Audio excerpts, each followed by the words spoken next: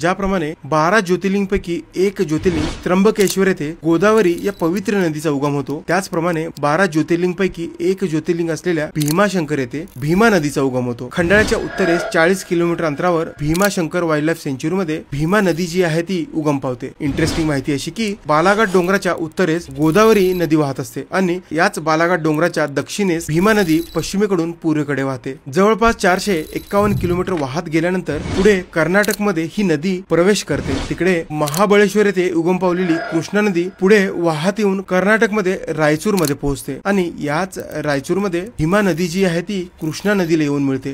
पुण्यातून वाहणाऱ्या मुळा मुठा या नद्या भीमा नदीच्या उपनद्या आहेत। मुळा मुठा इंद्राणी या नद्यांचा पाणी एकत्र घेऊन महाराष्ट्रामध्ये ही नदी पुण्यातून सोलापूर जिल्ह्यामध्ये प्रवेश करते। याच नदीवर सोलापूर जिल्ह्यामध्ये उजनी धरण बांधण्यात आले। पुढे सोलापूर मधून ही नदी अहमदनगर, सातारा, सांगली, बीड आणि उस्मानाबाद जिल्ह्यातून वाहत जाते। सोलापूर येथे हीच भीमा नदी पंढरपूर येथून वाहते। विठू माऊलींचे हे पवित्र स्थान चंद्रभागा नदी किनारी आहे। भीमा नदीलाच या ठिकाणी चंद्रभागा असे म्हटले जाते, कारण या प्रदेशातून वाहत असताना भीमा नदी चंद्राच्या आकाराप्रमाणे पंढरपूर येथे वळण घेते। तुम्ही इथे मॅपवर याला बघू शकता। याच नदीपत्रामध्ये भक्त पुंडलिकाचे मंदिर आहे, जे चंद्रभागेच्या म्हणजेच भीमा नदीच्या तीरेवर आहे। मुख्य मंदिरात जाण्यापूर्वी भाविक नदीमध्ये स्नान करतात किंवा किमान पाय धुतल्यानंतर प्रथम पुंडलिकाचे दर्शन घेतात, त्यानंतरच मुख्य मंदिरात प्रवेश करतात। व्हिडिओ इन्फॉर्मेटिव्ह वाटल्यास दिलचे पुणेकर चॅनलला नक्की फॉलो करा। भेटूयात अशाच क्रिएटिव्ह आणि इन्फॉर्मेटिव्ह व्हिडिओज मध्ये। तोपर्यंत बाय बाय।